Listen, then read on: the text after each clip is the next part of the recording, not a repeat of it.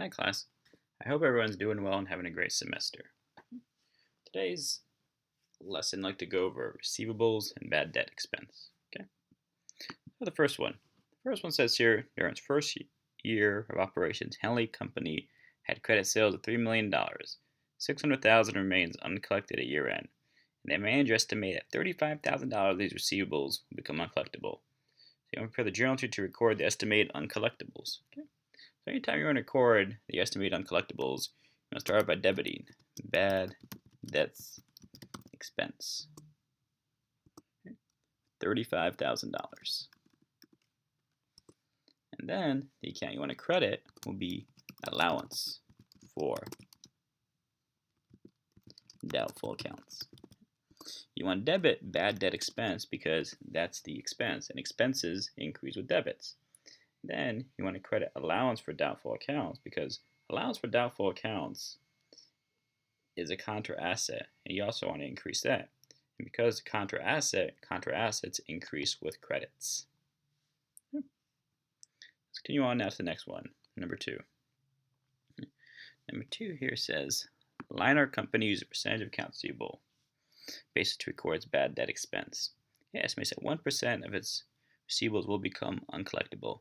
Accounts receivable are $450,000 at year end, and the allowance for doubtful accounts has a credit balance of $1,500. For the adjusting journal entry to record bad debt expense for the year. Okay. So the first part, how much should we have in allowance for doubtful accounts? It says 1% of receivables. Okay. So no receivables is $450,000. You're going to multiply that by 1%. So we know my allowance for doubtful accounts should have a balance of $4,500. Now remember, allowance for doubtful accounts is a contra asset account. So because it's a contra asset account, you must always have a credit balance. Okay. Now there's already $1,500 in there, but the balance should be $4,500. So how much should we adjust for? Take the difference. Take $4,500 minus the $1,500. So you have to make an adjustment here for $3,000. Now, so we did the earlier example. You want to start by debiting bad debts expense for $3,000. And then just credit allowance for doubtful accounts, $3,000. Okay. Now this one's be a little bit different. Now this one says if the allowance for doubtful accounts had a debit balance of $800 instead of a credit balance, determine the amount of bad debt expense. Well, remember, allowance for doubtful accounts must always have a credit balance. Now, because it has a debit balance, to get the amount you need to adjust for, instead of subtracting the two, you would add the two. So you would take the $4,500 and add the $800. So the adjustment should be now for $5,300.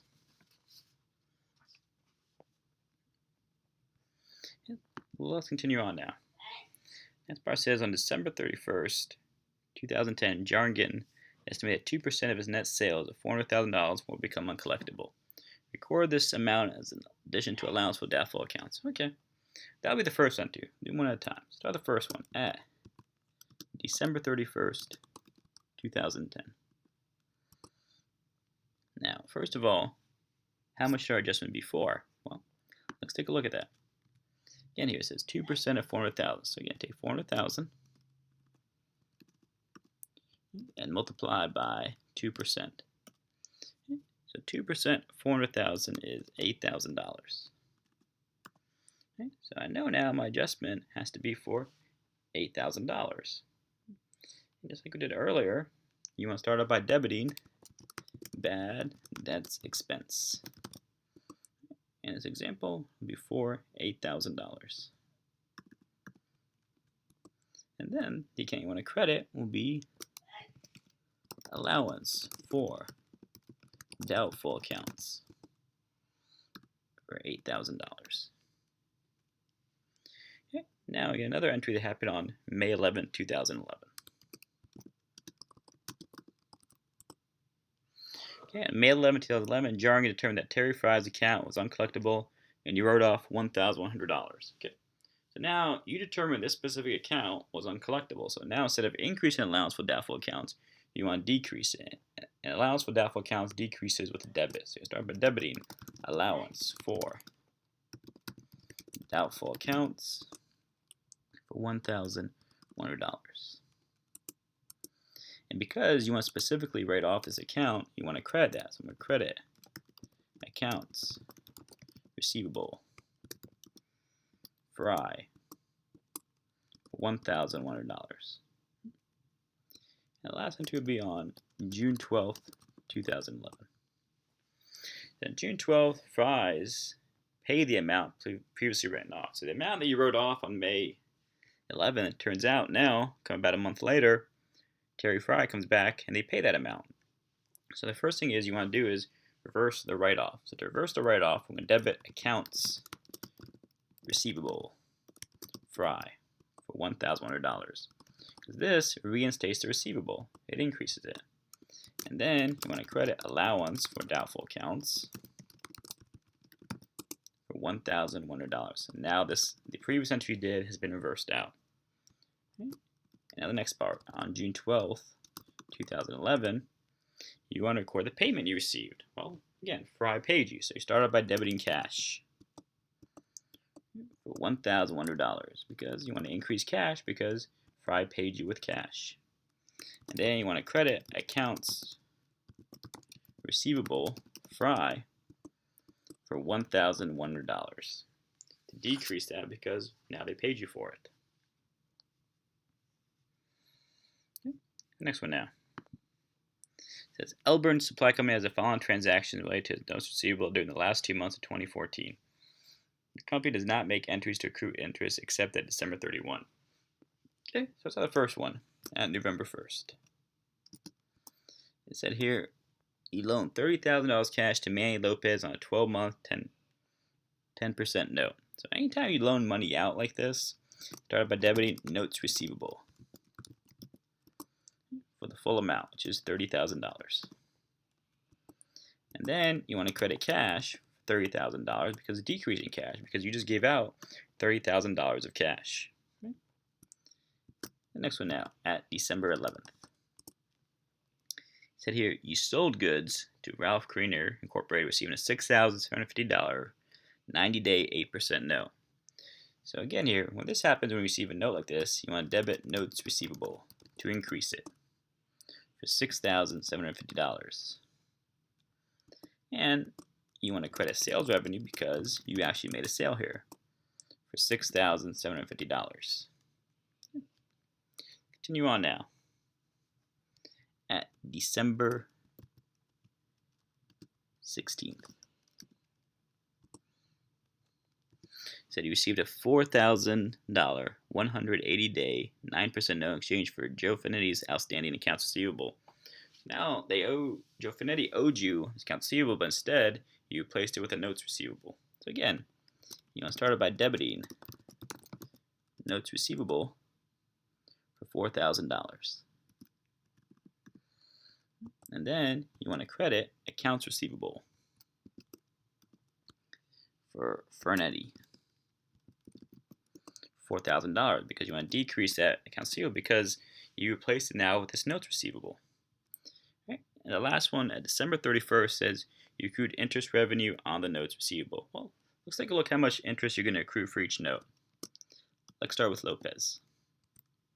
Lopez says you start off with $30,000. Okay. You multiply it by 10%. And how much time has gone by? In this case, 2 months. So it would be 2 divided by 12. Because remember, we always do interest based on years. So this will be for $500. Next one, we also had Krimmer's note. Okay, his amount was $6,750. And multiply by 8%. And you also multiply by how many days? Okay, because we got December 11th, it'd be 20 days out of 360 days in a year. Okay, so their amount will be $30. The last one we have Finetti.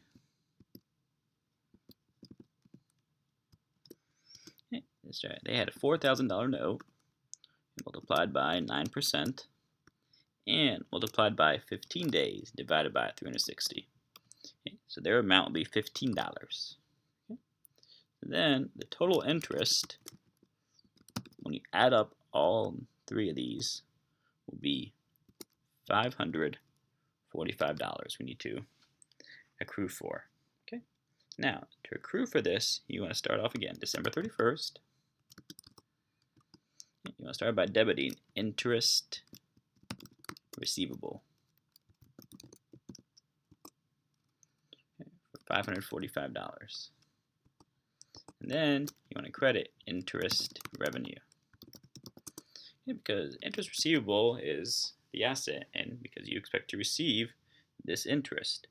And it's revenue, you increase revenue because you've actually earned it. Okay. The last part, record the collection of the Lopez note as maturity. Okay. Let's go back to this. Lopez said it was for 12 months. It'll be next year. So in this case, again, November 1st will be the date. Now, how much cash did they receive? Well, let's take a look at this. How much cash they received? Well, we know the initial amount was $30,000. Okay, and let's see how much total interest there was on it. Total interest. And we know it's $30,000. Multiplied by, let's go back to that. It was for 10%.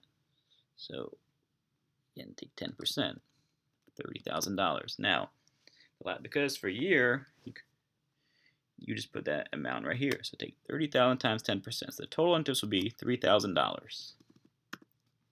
So we know total cash you're going to receive it. Start by debiting cash, $33,000. That includes the $30,000 for the note and $3,000 of interest. Okay. So we start with, now remember, Lopez, we had accrued $500 here into interest receivable. So now you want to credit interest receivable for $500. Now remember, class, that was only for 2 months. Now you had 10 months in the next year. So if you take the 3,000 minus the 500, you're going to have interest revenue for this new year of $2,500. And the last part would be the notes receivable for the principal amount, which was $30,000. All right, class, I hope everyone's doing well. If you have any questions, comments, concerns, feel free to come see me. All right, thank you. Goodbye.